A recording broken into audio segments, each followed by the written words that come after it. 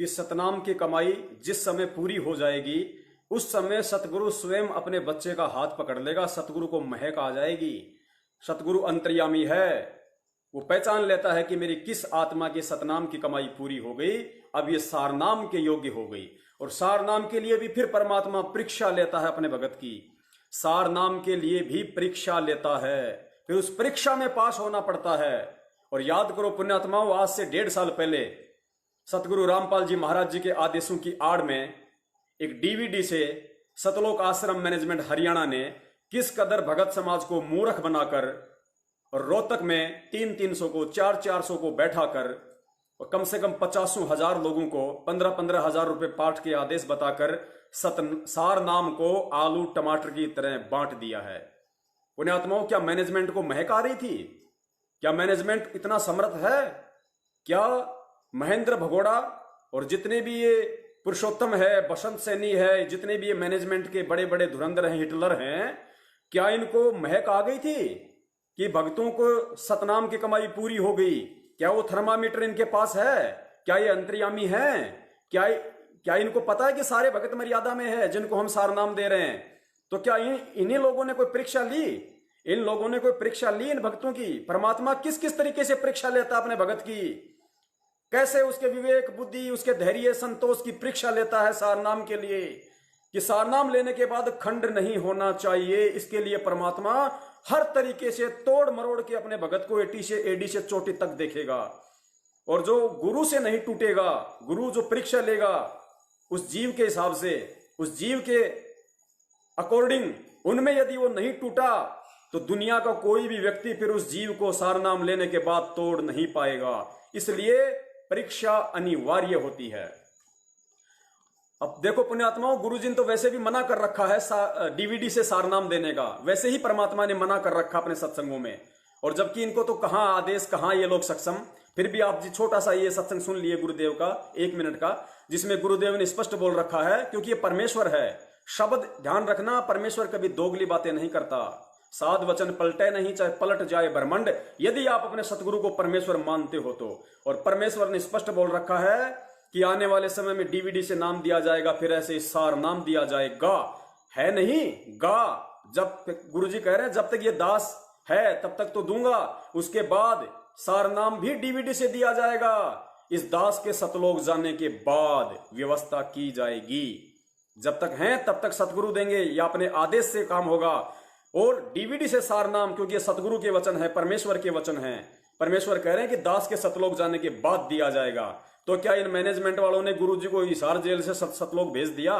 क्या परमेश्वर सतलोक गए? जिस स्वरूप में आए हुए हैं, संत रामपाल जी के स्वरूप में आए हुए हैं, तो क्या उस स्वरूप में परमेश्वर गए? क्या हिसार जेल में सतगुरु रामपाल जी महाराज जी नहीं है? क्या वो सतलोक को गए जो इन्होंने डीवीडी से नाम देना शुरू कर दिया? यही मनमाना आचरण होता है, यही पाखंड होता है। सुनिए पुण्यात्माओं। अब भक्ति तो ये दास कराएगा आपको, भगवान की दी हुई। जो सौभाग्यशाली और अच्छी तरह ज्ञान को समझेंगे वो तो सतलोक चले जाएंगे। ये दिक्कत आओगी लास्ट के दिनों में, यानी हजारों वर्ष ये ज्ञान चलेगा, हजारों वर्ष ये साइंस की जो विद्या चलेगी, जो ये टीवी है और ये चिप है, मोबाइल है, इनके माध्यम से ये ज्ञान दिया जाएगा। दास तो चला जाएगा सतलोक, ये 5 तत्वों का शरीर छोड़कर, लेकिन ये इलेक्ट्रॉनिक शरीर रहेगा भी दास का, ये नूरी शरीर रहेगा। टीवी पर चला करेगा, नाम दिया करेंगे, नाम चलेगा। ऐसे तो फिर सार नाम भी टीवी सीडी से दिया जाएगा। दास के जाने के बाद व्यवस्था की जाएगी। टीवी सीडी से सार नाम दिया जाएगा, दास के जाने के बाद व्यवस्था की जाएगी। ये सतगुरु के वचन है और भक्ति मार्ग में सतगुरु का वचन चलता है। पुण्यात्माओं, क्योंकि अभी तक तो पुण्यात्माओं भूमिका बन रही है उन सारनामियों की खाल उधाड़ने की, उन सारनामियों के पाखंड की खाल उधेड़ने की, कि कहां उनके सतनाम की कमाई पूरी हुई है। अभी तो ये लोग प्रथम नाम के भी लायक नहीं हुए, क्योंकि परमेश्वर ने धर्मदास जी को कहा था कि धर्मदास, इस तत्व ज्ञान की चर्चा, इस मूल ज्ञान की चर्चा भी उस व्यक्ति के आगे करनी है जो इस ज्ञान को सुनने के आतुर हो, जो इसके लायक हो। परमेश्वर ने कहा था कि कति अधीन दीन हो प्राणी, उसको कहिए ये अकथ कहानी। और नाम की चर्चा, नाम तो भगत बताने का आदेश ही नहीं। नाम तो केवल उसी आत्मा को मिलता है जो उसके लायक होती है। तो परमेश्वर ने कितनी गहराई से इस छोटे से सत्संग के माध्यम से हमें समझाया है कि पुण्यात्माओं, सार नाम के लिए जल्दबाजी नहीं चलेगी। गुरुदेव कह रहे हैं सार नाम, क्योंकि परमेश्वर ने कहा कि भाई सार नाम देना है, फिर तुम्हें पार करना है, सार शब्द देना है। तो इन लोगों ने जल्दबाजी मचा दी। इन बड़े बड़े ठेकेदारों ने गुरुजी सार नाम दे दो, गुरुजी सार नाम दे दो, क्योंकि सार नाम की महत्वता को ये लोग जान तो पाए नहीं। क्योंकि जो व्यक्ति गुरु को नहीं समझ पाया, जो व्यक्ति गुरु को मानुष समझता है, वो व्यक्ति सार नाम के कहां लायक हो जाएगा। अब घर में यदि बाप के पास राइफल है तो बच्चा तो जिद करता है कि बापू दे दो, बापू दे दो, लेकिन बापू को पता है दे दिया तो खुद भी मरेगा और मुझे भी जख्मी करेगा। तो बापू उसको वैसे ही सेम टू सेम एक नकली राइफल मार्केट से लाके 100-150 रुपए की दे देता है और वो बच्चा खुश हो जाता है। वो सारा दिन क्या करता है, फिर वो उसका स्वभाव अनुसार तुरंत तानेगा किसी दोस्त के आगे, ट्र ट्र ट्र ट्र करेगा। अब बाप उसको असली दे देता तो क्या करता, सबसे पहले बाप के सामने करके ट्र ट्र करता हो, क्योंकि नकली का भी वही यूज कर रहा हो, दूसरों को मारने के मकसद से ट्र ट्र कर रहा है, तो असली का क्या करता। इसलिए परमेश्वर ने कहा कि सार नाम के लिए जल्दबाजी में नहीं मचाना, सार नाम ऐसे नहीं मिलेगा। सार नाम जिस समय मैं समझूंगा कि तुम योग्य हो गए, उस समय सार नाम दूंगा। और फिर सतगुरुदेव जी ने फोड़े का उदाहरण दिया, फोड़े का, कि मरीज तो चाहता है कि मुझे फोड़ा हो गया, मुझे चीरा लगा दो, चीरा लगा दो, मुझे दर्द हो रहा, चीरा लगा दो। लेकिन डॉक्टर को पता है कि फोड़ा अभी पका नहीं है, जब पकेगा तभी चीरा लगाऊंगा। अगर जल्दबाजी में चीरा लगा दिया तो और नई बीमारी खड़ी हो जाएगी, हो सकता है पैर काटना पड़ जाए। तो डॉक्टर पागल नहीं होता, मरीज तो जल्दबाजी करता है। तो सुनिए सतगुरुदेव जी के मुख कमल से सार नाम की जल्दबाजी करने वालों की उन्होंने कितना समझाया, कितने संकेत किए, कितने उदाहरण दिए, लेकिन ये लोग समझ नहीं पाए। और जब समझ नहीं पाए तो परमेश्वर ने तो आगे का खेल खेलना था। परमेश्वर ने इनको वो नकली बंदूक पकड़ा दी कि लो बच्चों, सार नाम।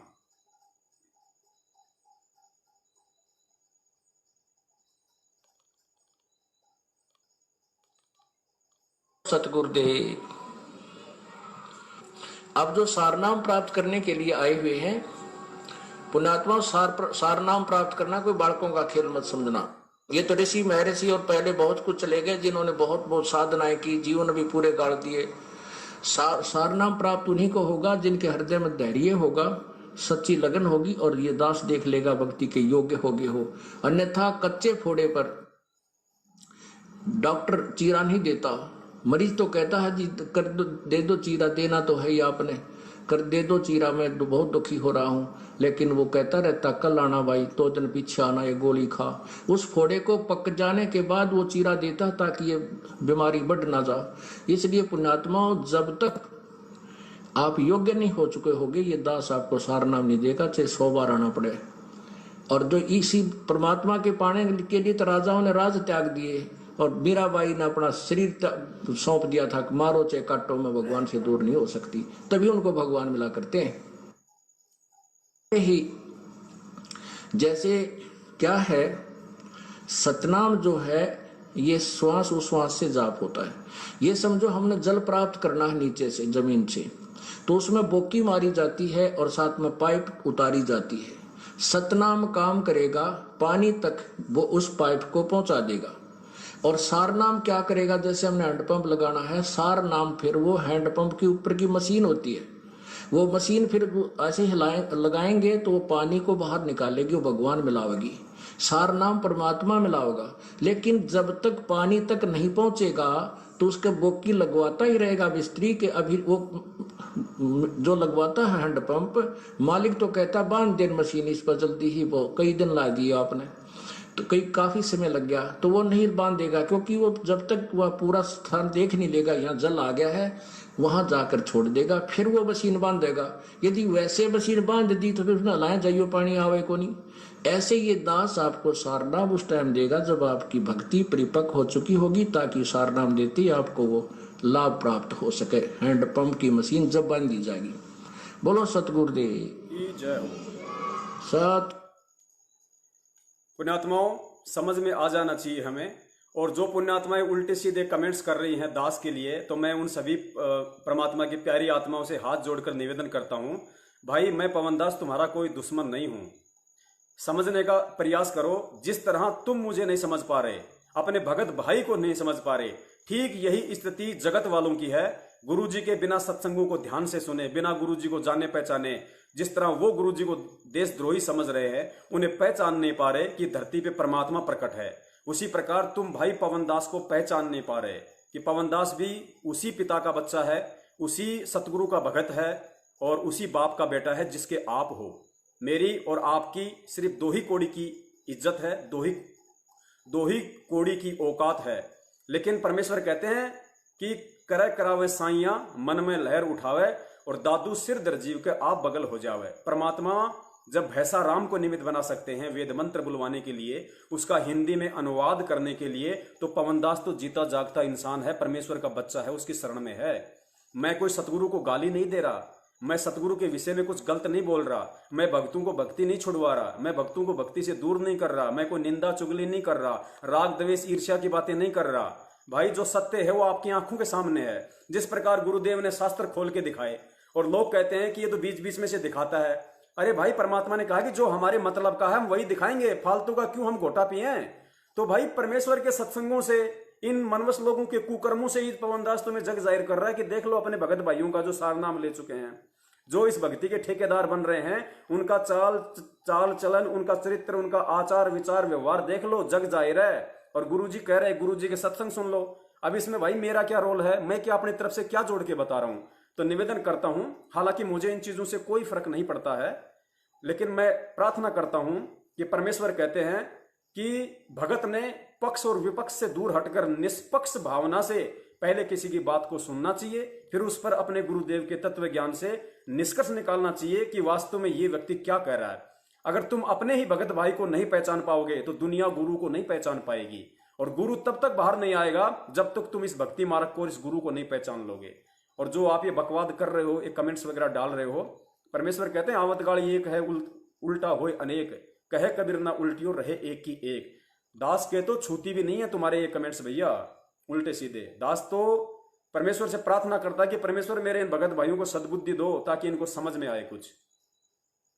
तो पुण्यात्माओं, आप जिन्हें अभी तक जो सुना परमेश्वर जी के मुख कमल से कि सार नाम कितना महत्व की वस्तु है, सार नाम कब दिया जाता है, कब सतनाम की कमाई पूरी होगी, कब परमेश्वर उसको देखेगा, और भगत के अंदर क्या क्या लक्षण होना चाहिए, कैसे भगत जीवित ही मृतक होना चाहिए, मिट्टी के समान हो जाना चाहिए, पैर की दूब हो जाना चाहिए। जिस प्रकार घास के ऊपर चाहे कोई नंगे पैर चले, चाहे कोई थूके, चाहे कोई लैट्रिन करे, चाहे कोई बाथरूम करे, घास उलट के जवाब नहीं देती, उसी प्रकार जब एक जीव आत्मा सतगुरु का ज्ञान सुनकर इस कदर अधीन हो जाएगी, प्रेमी हो जाएगी, उसके बाद परमेश्वर उसको वो अनमोल जड़ी बूटी देंगे, तभी वो काम करती है।